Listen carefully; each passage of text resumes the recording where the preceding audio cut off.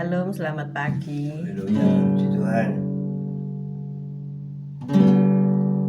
Engkaulah jalan yang sempurna, sucimu murni, bagai emas perak, perisai perlindungan, keselamatan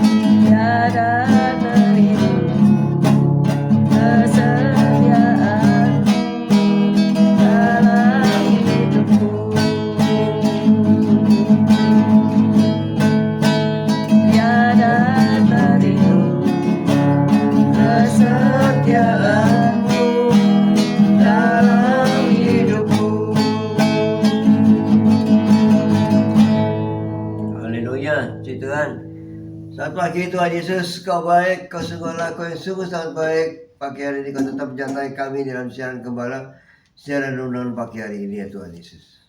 Sebentar lagi kau baca firman-Mu, renungan firman-Mu, kau buka hati pikiran kami agar kami dapat menerima firman-Mu. Berikan roh pengertian bagi kami agar kami mengerti akan firman-Mu dan berikan iman yang kuat bagi kami agar kami dapat melakukan firman-Mu dalam kehidupan kami ya Tuhan Yesus. Kami serahkan kehidupan kami sepanjang hari ini bersama semua rekan-rekan peserta daripada renungan pagi hari ini ke dalam tangan-Mu, di dalam kuat kuasa-Mu, di dalam perlindungan-Mu, di dalam penyertaan-Mu, di dalam kasih-Mu, juga di dalam berkat-Mu ya Tuhan Yesus. Dan Kau tetap berikan kesehatan, kekuatan bagi tubuh kami agar kami dapat melayani Kau lebih lagi. Dalam nama Yesus kami sudah berdoa dan mengucap syukur. Amin, amin, amin. Amin, amin, Ya, amin, puji Tuhan. amin. Shalom semuanya, mari kita baca firman Tuhan. Hari ini tanggal 13. tanggal 15 Juli. Seperti hari berlalu. Hari-hari berlalu begitu seperti pelari. Cepat sekali. Tiba-tiba sudah 15 Juli. Doa Yesus, tema kita, renungan kita pagi hari ini doa Yesus. Kita baca Lukas 22 ayat 28 sampai 34. 15 Juli. Hari Selasa. Hari ini hari Selasa. Pak Gem Lukas. merasa masih kemarin. Lukas 22 ayat 28 sampai 34. Lukas 22 ayat 28. Demikian bunyi firman Tuhan. Kamulah yang tetap tinggal bersama-sama dengan aku dalam segala pencobaan yang aku alami.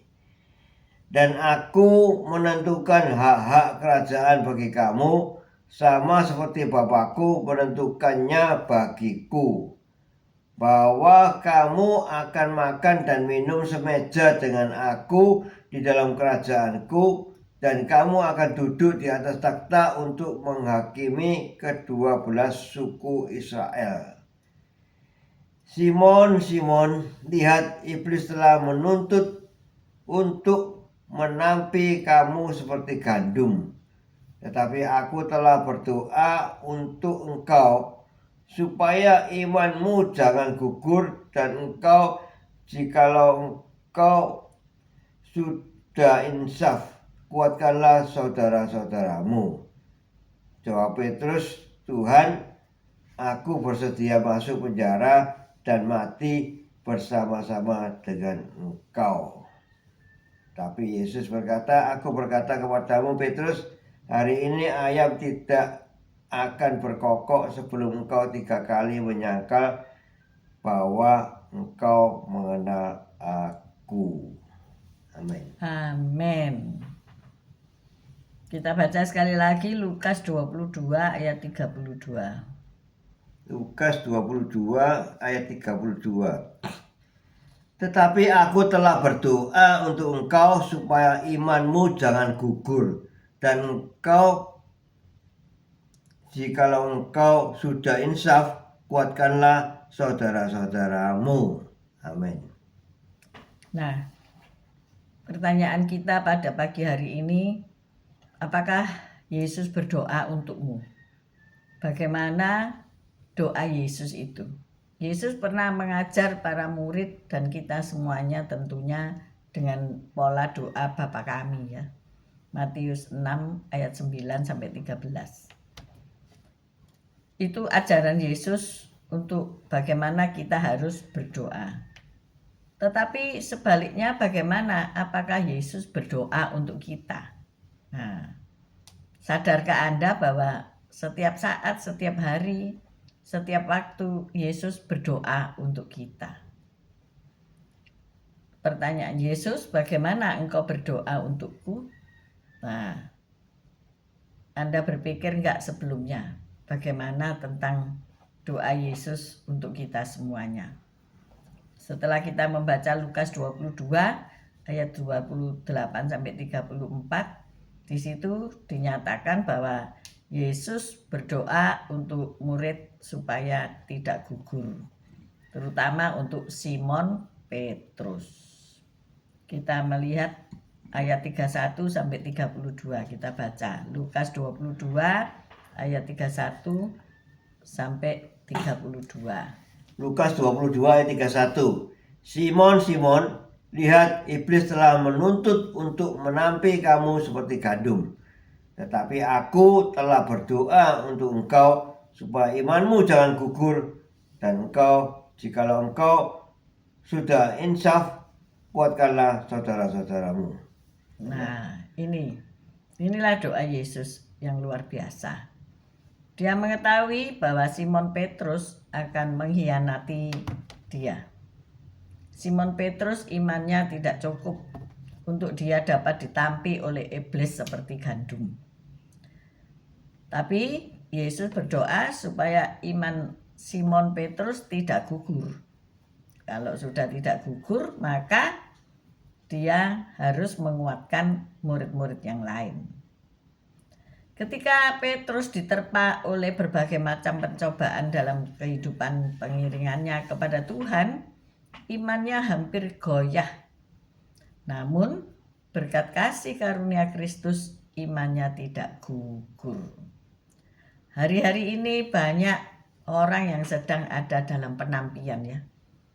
Melalui ekonomi, melalui masalah-masalah dalam kehidupannya, mencari jodoh, apalagi Pak Gem, pencobaan-pencobaan yang dialami manusia. Ya banyak ya.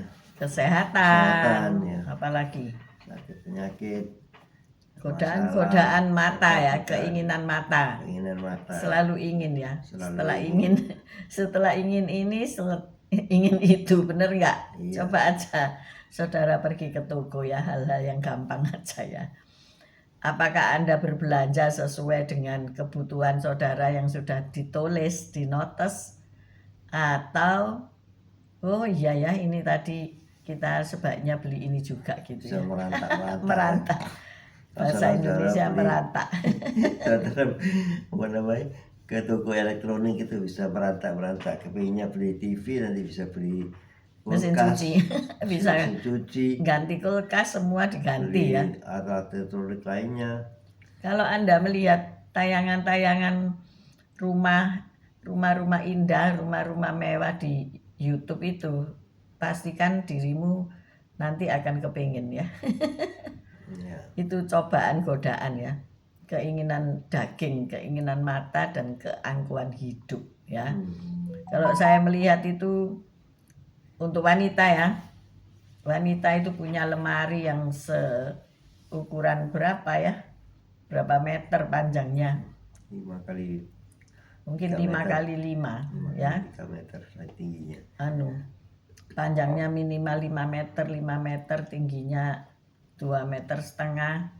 Nah, penuh dengan tas-tas yang seperti di toko, atau sepatu yang seperti di toko ya, dipajang semuanya ke hartanya ya.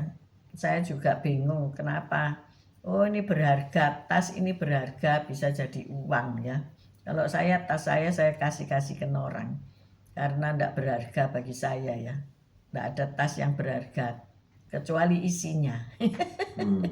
Isinya itu yang berharga. Tapi tasnya itu berapapun harganya ya sudah tidak berharga ya, kalau nggak ada isinya. Nah, itu pemahaman saya. Tetapi bagi banyak orang, tas ini, apalagi yang branded, itu menunjukkan status sosialnya ya.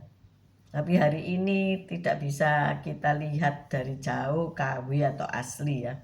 Jadi itu sesuatu kalau yang tas itu ada caranya, itu kalau hujan itu dia pakai tasnya untuk tutupi kepalanya apa enggak? Kalau tasnya dipakai untuk menutupi kepalanya saat hujan, itu berarti tasnya itu KW.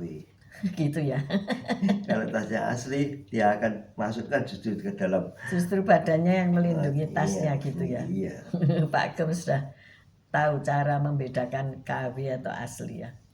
Ya, Kalau kita melihat seperti itu, kepingin enggak akhirnya mikir ya, oh iya ya itu kok cantik tasnya ya, aku ingin seperti itu. Nah itu mudah tergoda ya oleh keinginan mata. Kalau kita pergi belanja, tergoda enggak melihat sayuran yang begitu cantik-cantik, buah-buahan yang begitu cantik, terus dibawa pulang, dibeli, dimasukin kulkas, tapi enggak pernah dimasak ya. Ayo ngaku siapa yang ibu-ibu kayak gitu ya. Terus nggak pernah dimasak ya, sia-sia gitu ya. Seorang hamba Tuhan berkata waktu dia bekerja di sesuatu tempat, waktu itu dia nggak bisa makan atau kurang dana untuk bisa memenuhi hasrat mengenyangkan perut, dan dia melihat bahwa orang yang ngenger apa itu, ditempati ya, ditumpangi itu, dipenuhi kulkasnya, tapi setelah itu seminggu kemudian dibuang semua gitu ya, karena sudah expired atau sudah layu. Nah itulah sifat manusia yang tidak pernah puas ya, yang tergoda oleh keinginan mata. Belum lagi keangkuhan hidup ya. Keangkuhan hidup ini betul-betul harus didoakan. Sudah tahu salah, tidak mau ngaku salah ya. Siapa itu? Ini apa itu tangkap tangan? Siapa tukang ngeyel gitu ya. Coba jempolnya diangkat gitu ya. Sudah tahu itu salah, tapi nggak mau ngaku salah. Itu sifat manusia, selalu membenarkan dirinya. Kamu yang salah, aku yang benar. Iya. Seorang ibu akan mati-matian membelai anaknya, bener nggak? Menutupinya kesalahannya dari sang ayah. Siapa yang gitu ngaku, ayo. Kalau anaknya misalnya melakukan sesuatu yang tidak diperbolehkan oleh ayahnya, sedangkan sang ibu mengizinkan, lah itu sang ibu akan menutupi supaya tidak ketemon gitu. Tapi bagaimanapun engkau menutupi, ada mata Allah yang melihat ya. Allah nggak pernah tidur kan ya. Dia penjaga Israel, nggak pernah tidur. Nah dia akan memberitahukan kepada suamimu, itu lihat tentara istrimu sedang mendustaimu. Waduh, geger saudara-saudara ya.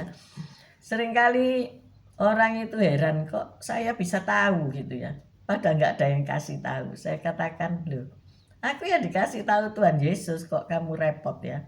Aku dikasih tahu oleh Roh Kudus.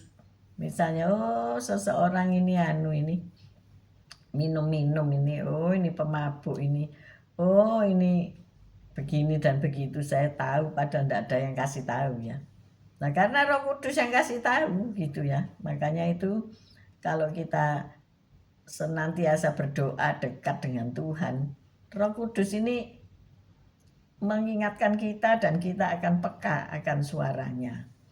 Jadi kita akan tahu walaupun tidak diberi tahu. Jadi hati-hati dengan orang-orang yang dekat dengan Tuhan, itu nggak bisa dibohongi saudara. Mungkin cuma bisa ya 1 bulan 2 bulan gitu, lama-lama juga ketemon gitu ya saudara-saudara ya. Kita tahu bahwa kita ini karena apa, Yesus selalu mendoakan kita ya. Kadang-kadang orang itu ketemon, ketahuan, Tuhan memberitahu ya kepada yang tidak tahu tadi. Supaya apa? Supaya ia diurus dan dia diurusi dan dia bertobat dengan sungguh-sungguh. Benar nggak? Iya. Benar nggak? Iya. Ya. Kalau seorang pencuri kedapatan mencuri dan diurus, maka ia akan dididik untuk tidak mencuri lagi. Dia akan dipenuhi kebutuhannya, mungkin oleh keluarganya, butuh kasih, butuh dana, butuh perhatian. Nah itu, maka dari itu kita juga wajib untuk berdoa. Berdoa untuk siapa? Rekan-rekan kita, supaya apa? Imannya tidak gugur. Satu contoh, kalau kita punya anak sudah dewasa ya, kemudian dia punya pilihan-pilihan, saudara-saudara yang tidak seiman, bagaimana reaksi saudara? Nah, reaksimu akan menentukan keputusan anakmu ini tadi. Seorang rekan berkata demikian, ketika putri-putrinya itu berhubungan dengan teman-temannya yang tidak seiman, Dia tidak langsung memarahi secara frontal, secara kasar ya, tetapi dia memberi penjelasan ya. Bagaimana kamu nanti kalau menikah dengan orang yang berlainan keyakinan, berlainan kepercayaan. Dia jelaskan, bukan menjelek-jelekkan agama lain, bukan, tapi dia menjelaskan kehidupannya, bagaimana nantinya akan terjadi. Nah, seperti itu. Hal-hal apa, hal-hal buruk apa yang nanti mereka akan masuk ke dalam suatu pencobaan ya.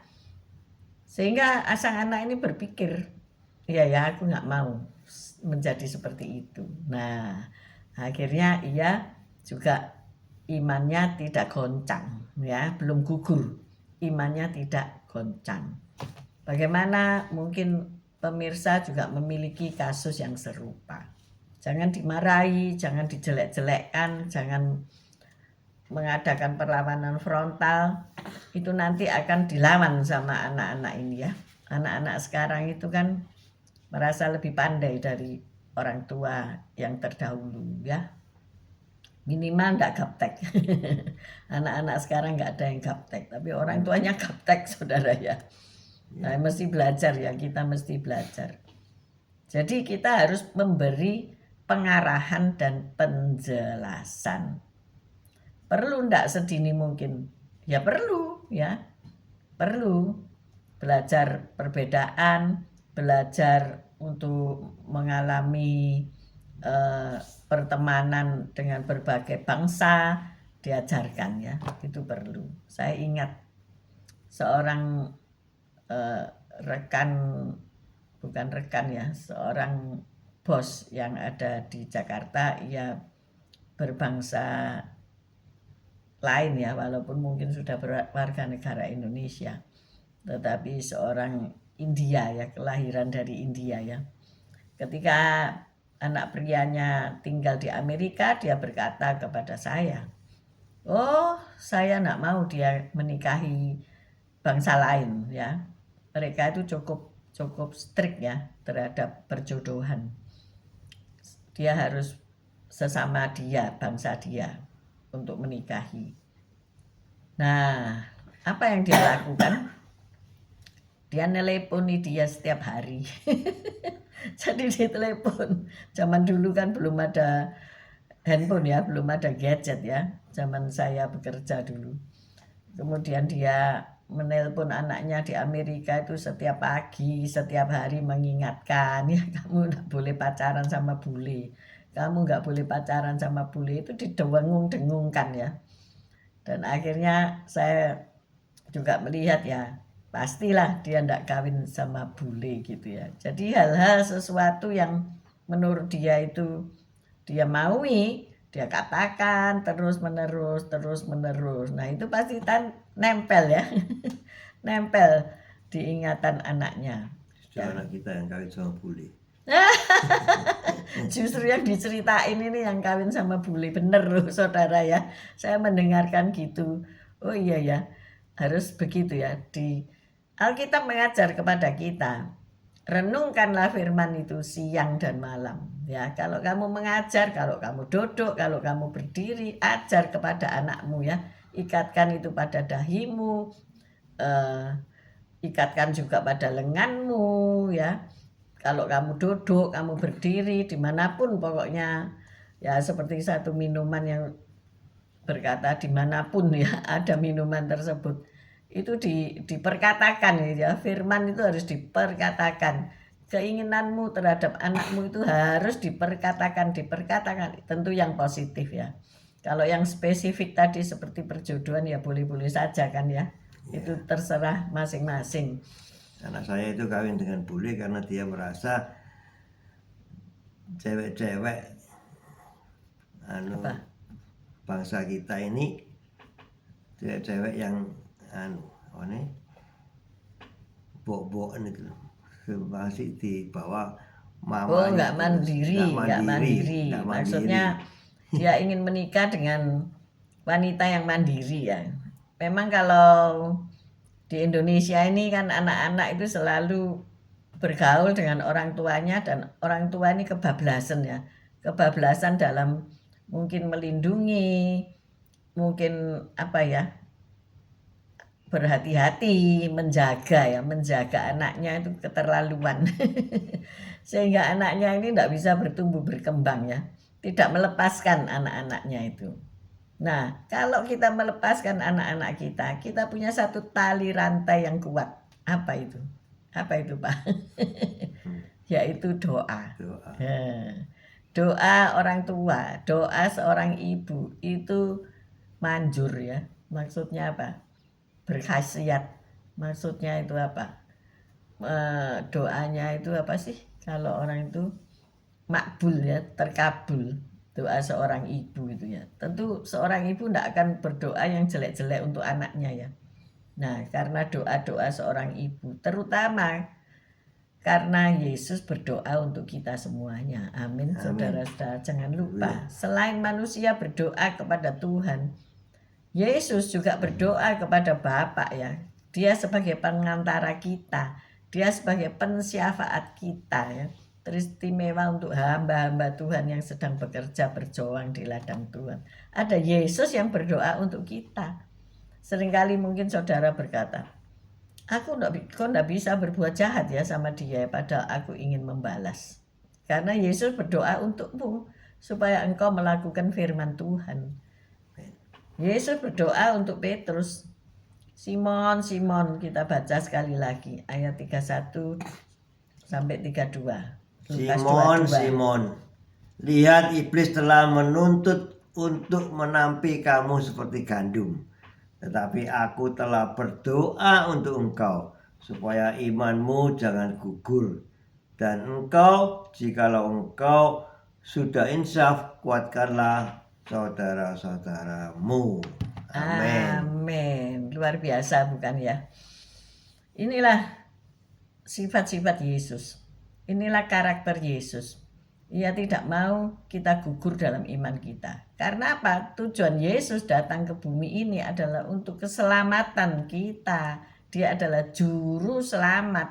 Dia menghendaki kita semua selamat. Maka dari itu ia selalu bersyafaat ya. Bersyafaat untuk membela kita. Iblis itu penuduh ya. Oh, kamu gak bisa. Kamu gak bisa selamat. Sebab modelmu kayak gini. Tetapi Yesus, urusan Yesus di bumi ini hanya satu urusannya, yaitu menyelamatkan kita ya. Kalau kita disembuhkan, ini ada mamanya fan-fan yang kecetet ya. Nah, soal kecetet ini kita kalau bangun tidur atau sehari harus peregangan dulu ya, peregangan. Jadi ada pemanasan menghangatkan aliran darah ini supaya lancar, sehingga kalau kita ngangkat barang, kita bekerja, main gitar aja ya, tangan ini harus pemanasan dulu ya. Kalau enggak kesleo loh saudara ya, karena kan harus begini, harus begitu, harus bergerak-gerak dengan apa, penuh dengan apa ya, otot-otot yang enggak boleh kaku ya saudara-saudara ya. Jadi kalau kita menghindari kecetet, ya pemanasan dulu mau bekerja, memasak atau apapun pekerjaan kita ya. Tapi kalau sudah kadung kecetet, nah bagaimana? Ya udah, biar kamu relaksasi aja ya. Ada yang terapi sinar, ada yang terapi di urut dan sebagainya. Tapi kalau ringan-ringan, saya biarkan aja. Nanti 3 hari kemudian sudah sembuh ya, digosok-gosok saja dengan minyak untuk penghangat gitu ya. Nah, itu kalau yang ringan. Nah, kita belajar bahwasanya Yesus itu selalu berdoa bagi kita ya. Kita harus sadar bahwa Yesus itu berdoa. Karena apa? Kristus itu sudah mati bagi kita. Bahkan dia juga hidup kembali dari kematian dan sekarang duduk di tempat paling terhormat di sisi Allah, yaitu di sebelah kanannya. Dari situlah dia membela kita dan berdoa untuk kita. Roma 8 ayat 34 kita baca ya. Roma 8 ayat 34. Roma 8 ayat 34. Kristus Yesus yang telah mati, bahkan lebih lagi yang telah bangkit, yang juga duduk di sebelah kanan Allah, yang malah menjadi pembela bagi kita. Amin. Amin. Nah itu, dia adalah pengacara kita. Banyak orang punya perkara di bumi ini ya. Seringkali, oh kamu aku somasi, oh kamu aku laporkan, oh kamu aku, kita bersidang aja di court gitu, di pengadilan. Anda lupa kalau Anda punya pengacara. Nggak usah, ya pengacara atau pembela kan. Pengacara kan bukan pengangguran banyak acara ya.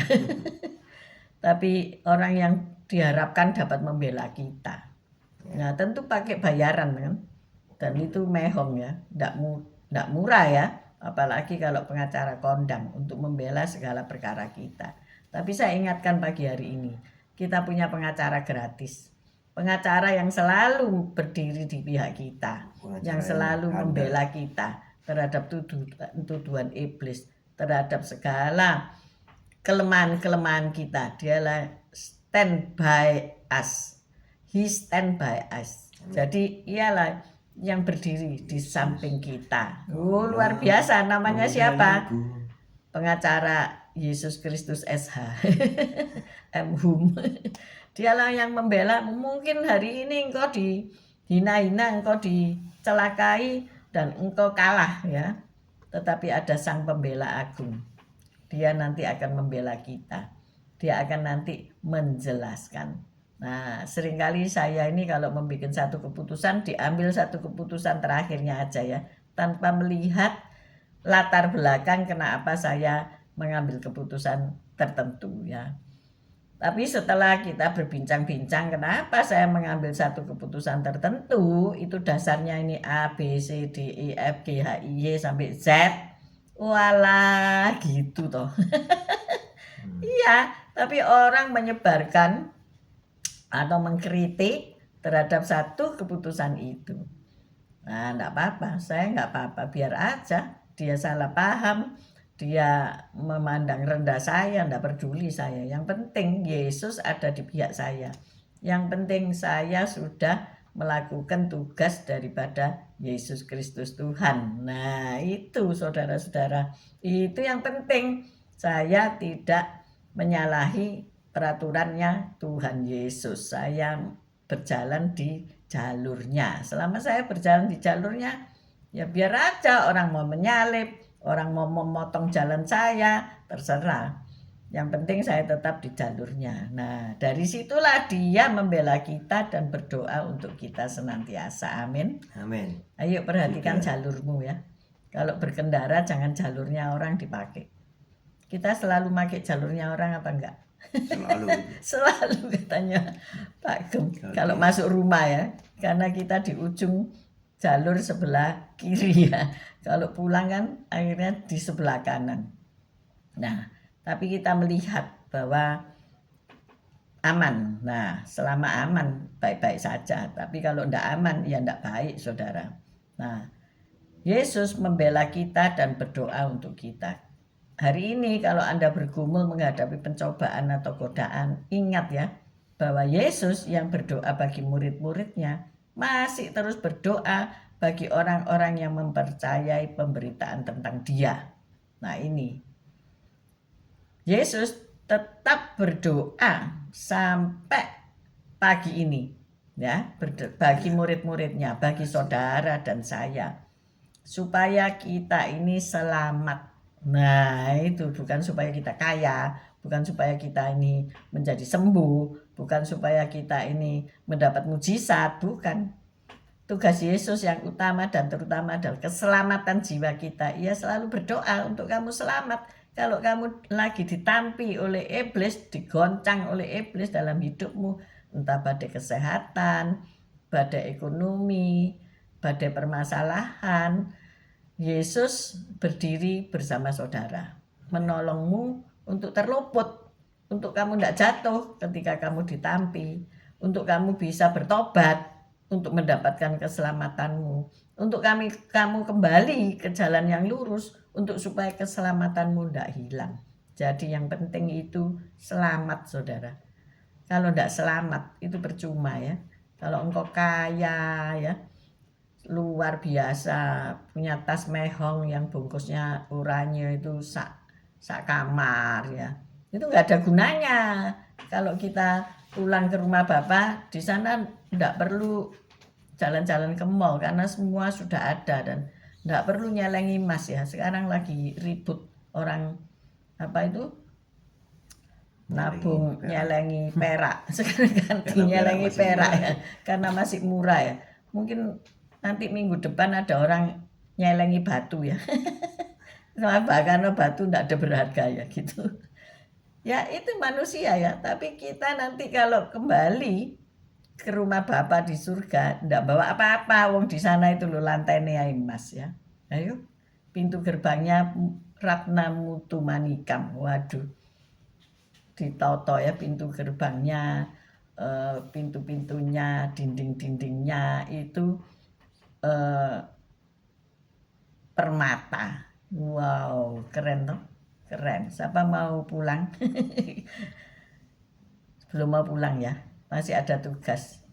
Ya sebetulnya kan saya minta umur 70 aja ya di dunia ini. Karena ruwet ya, bener nggak? Di dunia ini ruwet. Buat apa umur panjang-panjang, saya itu berpikir begitu. Wis, waktu kita masih kuat, kita masih gagah, kita masih sehat, enak wis pulang ke rumah Bapak. Tapi tugas kita masih banyak. Nah, tapi katanya Tuhan Yesus durung. Belum. Jadi nanti beberapa minggu lagi saya 71 ya. Kalau dibalik kan 17 ya. Nah itu. Karena ada Yesus yang selalu berdoa ya. Puji Tuhan. Jadi ingat ya.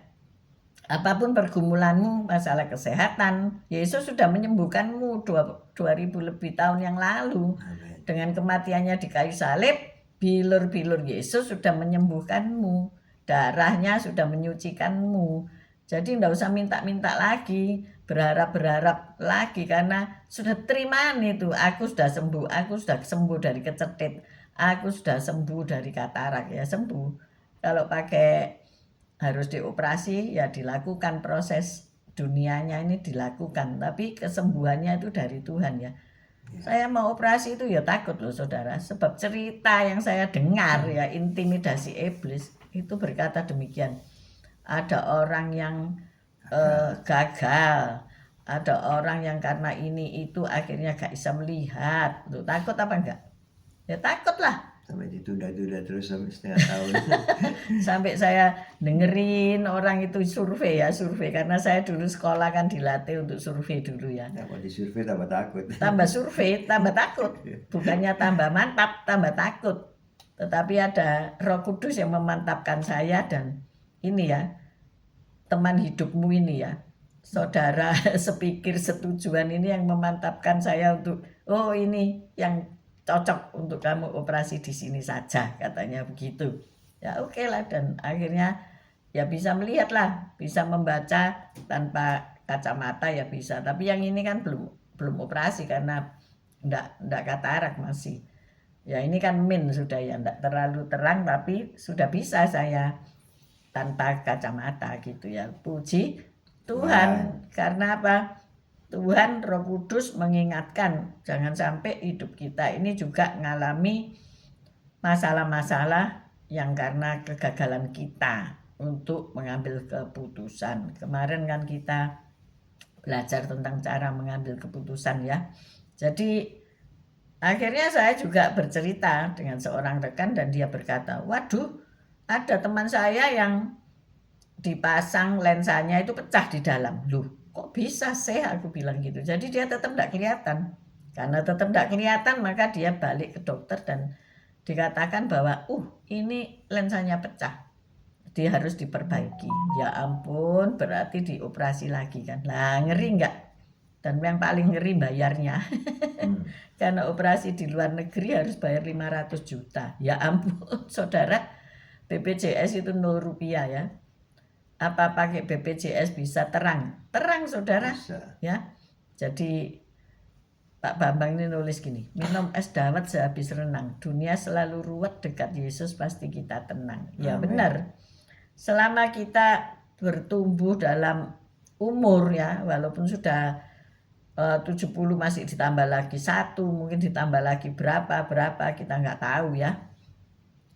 Tapi kalau kita dekat bersama Yesus, kita pasti tenang. Amin, saudara-saudara. Jadi jangan takut. Selama Yesus ada di sisi kita, bersama dengan kita, Yesus ada di pihak kita, apapun yang terjadi dalam hidupmu, engkau akan mengalami kemenangan. Mungkin orang berkata gini, lah itu kok enggak sembuh, tapi kok meninggal. Ya sudah saatnya dia menikmati rumah Bapa ya. Hidup tidak dalam perjuangan kehidupan daging lagi, tetapi dalam kehidupan roh dia menjalani kehidupan rohnya. Puji Tuhan. Kita kalau mati itu hanya berpindah alam ya, tapi jangan mau mati sebelum waktunya, itu kata Tuhan ya di dalam Alkitab. Sebab apa? Ada tugas-tugas kita yang harus dilakukan, yaitu berdoa untuk orang-orang lain. Amin. Seperti Yesus melakukannya. Mari kita berdoa. Haleluya. Terima kasih Tuhan Yesus atas firman-Mu. Terima kasih kalau Engkau selalu dekat dengan kami juga dekat dengan Engkau, dan Engkau selalu berdoa bagi kami. Ya Tuhan Yesus, karena Engkau sudah mengajarkan doa itu kepada kami, sehingga kami juga berdoa untuk orang lain, ya Tuhan, sehingga kita sama-sama diberi keselamatan oleh Tuhan Yesus. Ya Tuhan, kuatkan iman kami untuk kami tetap teguh di dalam iman kami, untuk kami lolos dari tampian iblis, karena Engkau telah menopang kami, melindungi kami, memimpin, membimbing kami tetap di jalur-Mu ya Tuhan Yesus, sehingga kita tetap hidup terpimpin oleh Tuhan Yesus. Amin. Bapak, terima kasih karena ada rekan-rekan yang selalu mensupport kami dalam merenungkan firman Tuhan. Kami tahu bahwa dunia ini makin jahat, makin gelap, tetapi biarlah kami menjadi alat-Mu untuk menerangi dunia ini. Seperti Engkau telah datang 2000 lebih tahun yang lalu menerangi dunia ini dan menjadi juru selamat bagi dunia ini. Terima kasih ya Tuhan. Tuhan, Engkau selalu berdoa untuk kami, dan biarlah doa-doa-Mu itu kami mau lakukan dan berhasil dalam hidup kami. Kami berkemenangan terhadap sakit penyakit, kami berkemenangan terhadap ekonomi kami berkemenangan terhadap segala permasalahan hidup kami. Oleh sebab itu kami mengangkat kedua belah tangan kami untuk menerima berkat Tuhan. Tuhan memberkati engkau, Tuhan melindungi engkau. Tuhan menyinari engkau dengan wajah-Nya dan memberikan engkau kasih karunia. Tuhan menghadapkan wajah-Nya kepadamu dan memberikan engkau damai sejahtera. Terimalah berkat dari Allah Bapa, Putra dan Roh Kudus, berkat kasih, sukacita, damai sejahtera mulai pagi hari ini sampai Maranatha Tuhan Yesus datang untuk kedua kalinya, bahkan sampai selama-lamanya. Mari yang sudah menerima berkat Tuhan katakan bersama, amin, amin, amin. Haleluya. Selamat pagi semuanya. Bu Lili, Yohanes yang ada di New York, Pak Martin Taihutu, Bu Febi, Bu Foni, Pak Paulus, Bu Sepsi, Pak Anton, Esther, good morning. Selamat bekerja melayani Tuhan, Pak Bambang, Bu Vera, Stanley, Bu Yulan, Pak Budi Utomo, Ferry, Pak Yusak, Bu Ineke, Cece Emi, Bu Ruth Sugiyarti, Pak Saiman, Bu Viken, Pak Henry, Bu Wanda, Pak Budi Utomo, Bu Rita Herawati, Bu Titik Sulistiani, Fen, Mama sembuh ya dari kecetipnya. Kami doakan. Pak Bu Lasma, Semarang, bagaimana sang baby sehat selalu. Bu Ruli, Pak Mei, Bu Elias, Pak Elias.